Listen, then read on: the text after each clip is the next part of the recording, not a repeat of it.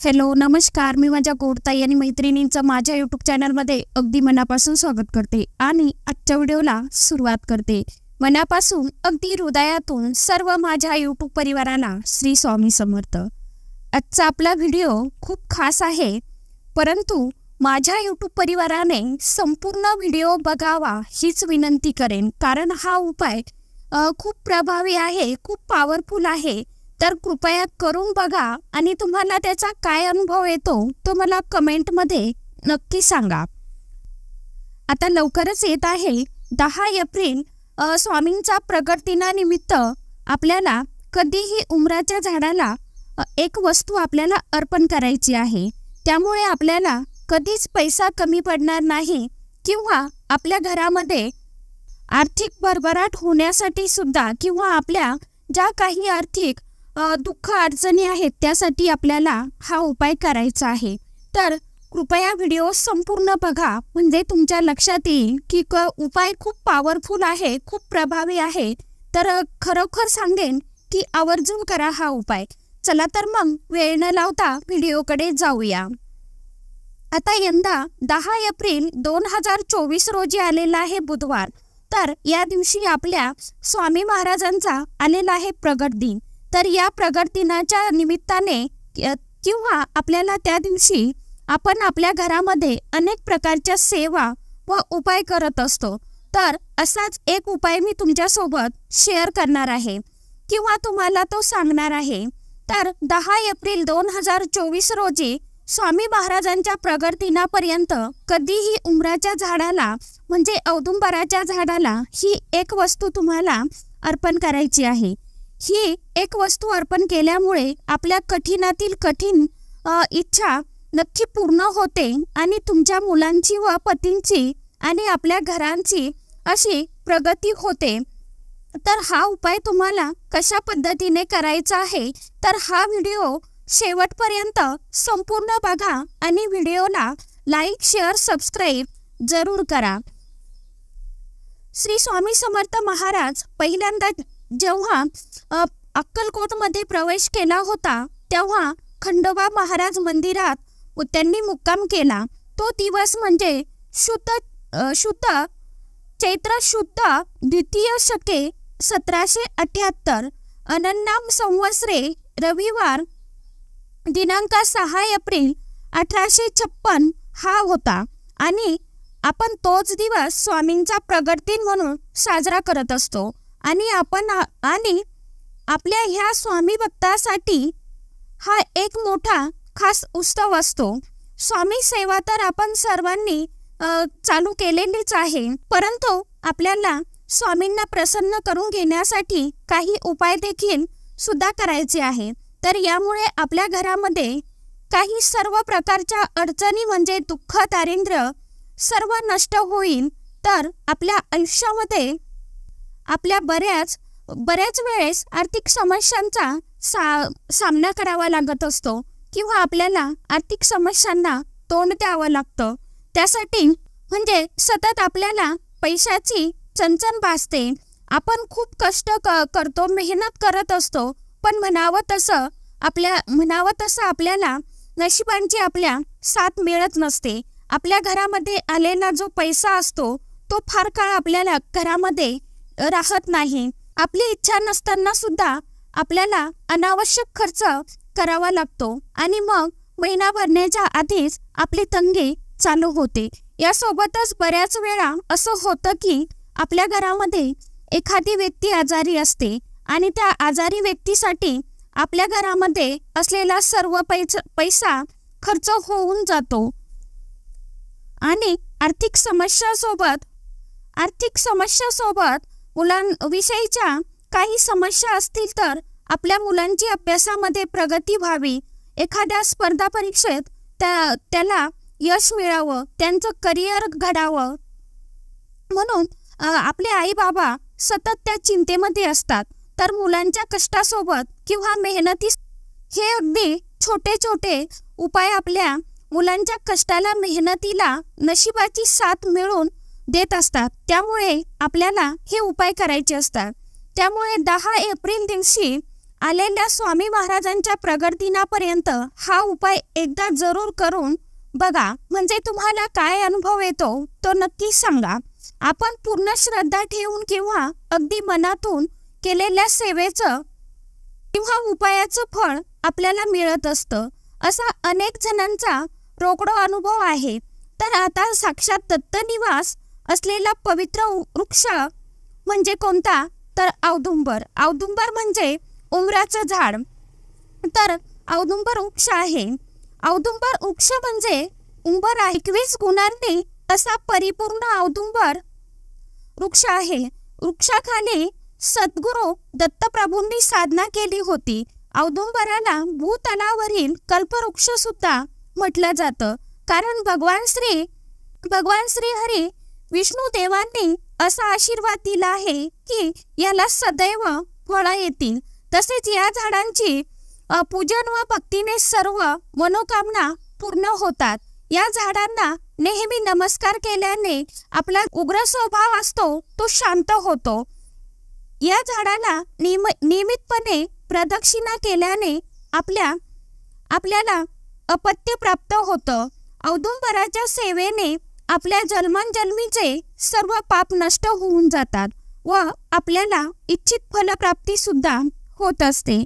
आणि ज्यांना आपला शुक्र ग्रह मजबूत करायचा आहे त्यांनी नियमितपणे उंबराच्या झाडाची पूजा करायलाच हवी आणि प्रदक्षिणा घालायला हव्या, कारण या औदुंबराच्या झाडावर शुक्राचं राज्य आहे असं मानलं जातं. आणि औदुंबराच्या झाडाचे पूजन केल्यामुळे साक्षात दत्त महाराजांचे व स्वामी महाराजांचे आशीर्वाद आपल्याला मिळतात आणि आपल्या आयुष्यामधल्या अनेक अडचणी, दुःख, संकटे दूर होतात आणि आपला शुक्र ग्रह बलवान झाल्याने आपल्या घरामध्ये भरपूर प्रमाणात पैसा हा येऊ लागतो, कारण आपल्या आर्थिक समस्या सुद्धा औदुंबराच्या झाडांच्या पूजनामुळे संपूर्णपणे नष्ट होतात.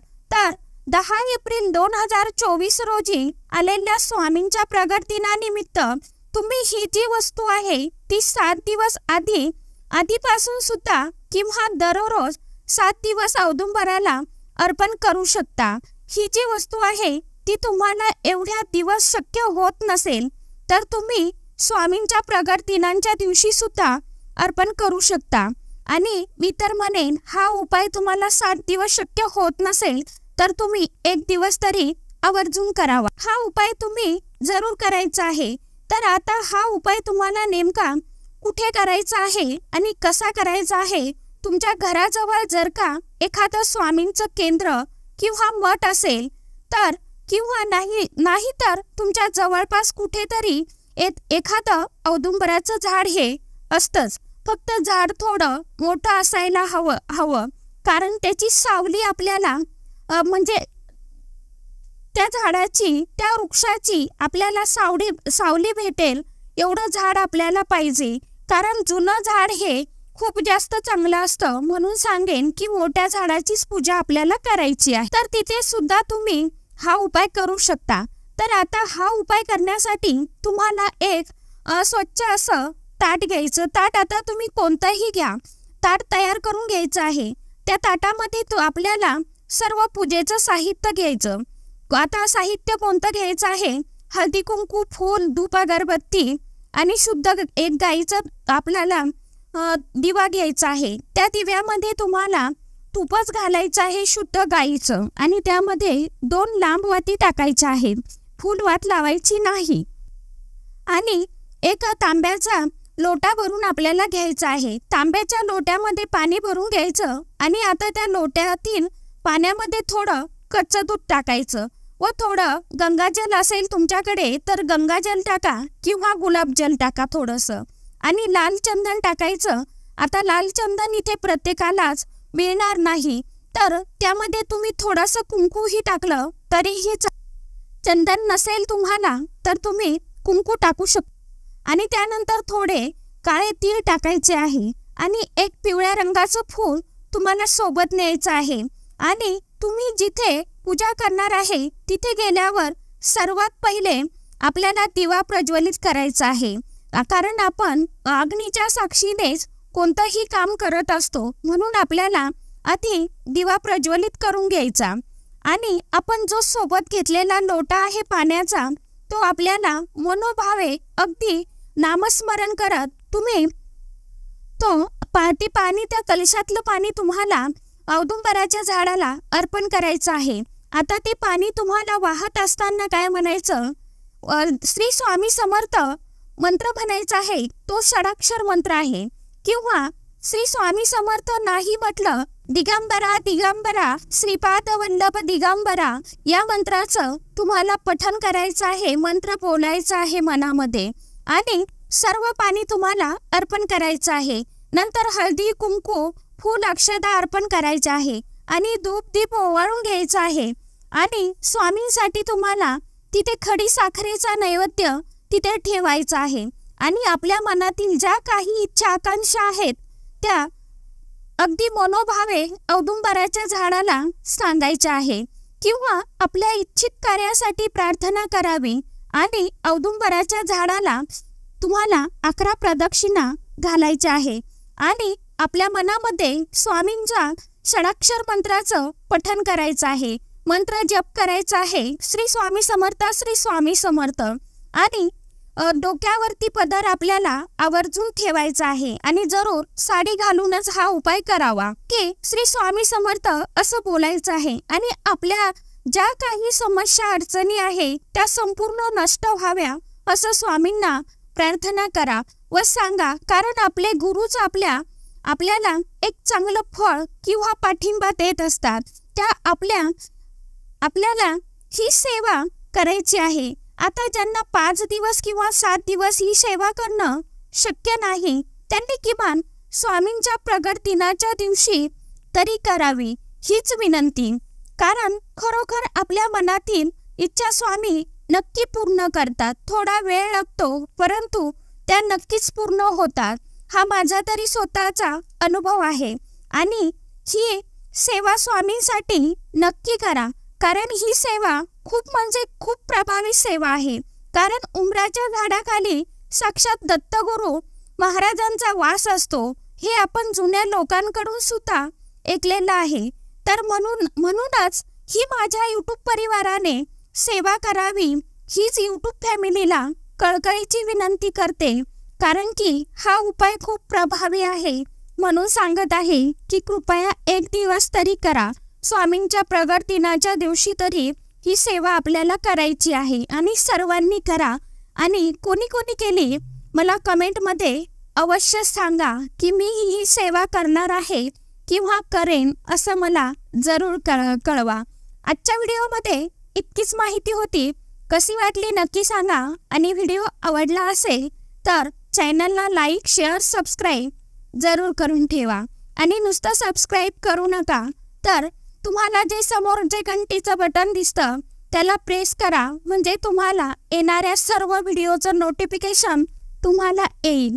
जेव्हा मी व्हिडिओ अपलोड करेन तेव्हा तुम्हाला जास्त व्हिडिओ शोधत बसायचं काम पडणार नाही म्हणून सांगत आहे।